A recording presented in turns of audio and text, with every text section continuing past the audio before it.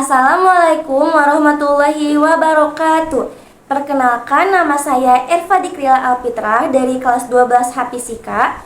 Pada kesempatan kali ini saya akan membahas tentang kebijakan-kebijakan yang diterapkan pada masa Orde Baru yang berlangsung dari tahun 1966 hingga 1998 di bawah kepemimpinan Presiden Soeharto.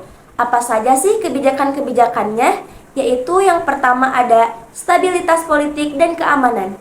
Pemerintah Orde Baru sangat menekankan stabilitas politik dan keamanan untuk menjaga kelancaran pembangunan.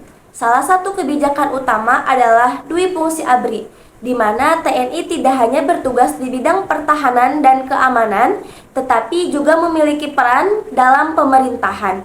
Selain itu, diberlakukan pula kebijakan asas tunggal Pancasila, di mana setiap organisasi dan partai politik harus menjadikan Pancasila sebagai ideologi pertama. Tujuannya adalah agar tidak ada perpecahan ideologi yang dianggap dapat mengganggu stabilitas nasional. Kebijakan yang kedua adalah sentralisasi kekuasaan. Pemerintah Orde Baru menerapkan sistem pemerintahan yang tersentralisasi, di mana pemerintah pusat memiliki kendali penuh atas kebijakan-kebijakan daerah. Hal ini bertujuan untuk menjaga keseragaman kebijakan di seluruh Indonesia. Namun, dampaknya adalah terbatasnya otonomi daerah dalam mengatur wilayahnya sendiri, karena segala keputusan strategis ditentukan oleh pusat. Kebijakan yang ketiga adalah pembangunan ekonomi dan industrialisasi.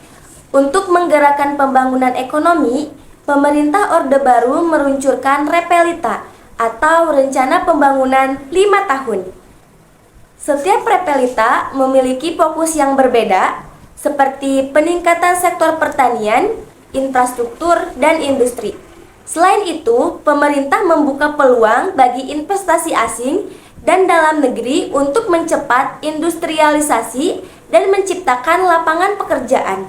Di sektor pangan, pemerintah berupaya mencapai swasembada pangan, terutama dalam produksi beras, agar Indonesia tidak bergantung pada impor pangan. Selanjutnya, keempat adalah kebijakan kependudukan dan keluarga berencana. Salah satu program sosial yang terkenal pada masa Orde Baru adalah keluarga berencana, atau yang sering kita kenal dengan sebutan KB. Program ini dirancang untuk mengendalikan laju pertumbuhan penduduk dengan slogan "Dua anak cukup". Tujuannya adalah untuk menyeimbangkan jumlah penduduk dengan sumber daya yang ada, sehingga diharapkan mampu meningkatkan kesejahteraan masyarakat. Kebijakan yang kelima adalah kebijakan pendidikan. Pemerintah juga melakukan upaya peningkatan kualitas dan akses pendidikan dengan merencanakan program wajib belajar dan membangun berbagai fasilitas pendidikan di seluruh Indonesia. Selain itu, pendidikan moral Pancasila atau PMP diwajibkan di semua tingkat pendidikan sebagai bagian upaya dari menanamkan ideologi Pancasila sejak dini. Dan yang terakhir, kebijakan yang keenam adalah penegakan hukum dan pembatasan kebebasan pers. Selama masa Orde Baru, kebebasan pers dan suara oposisi sangat dibatasi. Media massa dikontrol sangat ketat, dan kritik terhadap pemerintah dapat berujung pada penutupan media massa tersebut. Dalam penegakan hukum, pemerintah sering menggunakan pendekatan represif terhadap pihak-pihak yang dianggap mengancam stabilitas nasional, terutama yang dituduh sebagai komunis atau anti pemerintah.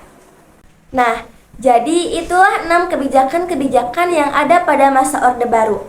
Dapat disimpulkan bahwa kebijakan Orde Baru pada dasarnya bertujuan untuk menciptakan stabilitas politik, membangun ekonomi, dan meningkatkan kesejahteraan rakyat. Meskipun Orde Baru berhasil mendorong pertumbuhan ekonomi yang cukup pesat, kebijakan-kebijakannya juga mendapat banyak kritikan, terutama terkait pelanggaran hak asasi manusia, sentralisasi kekuasaan, dan pembatasan kebebasan berpendapat. Faktor-faktor inilah yang kemudian turut menyebabkan berakhirnya masa Orde Baru pada tahun 1998. Sekian penjelasan dari saya tentang kebijakan-kebijakan pada masa Orde Baru. Terima kasih atas perhatiannya. Semoga materi ini bermanfaat untuk kita semua. Wabillahi taufiq wal hidayah. Wassalamualaikum warahmatullahi wabarakatuh.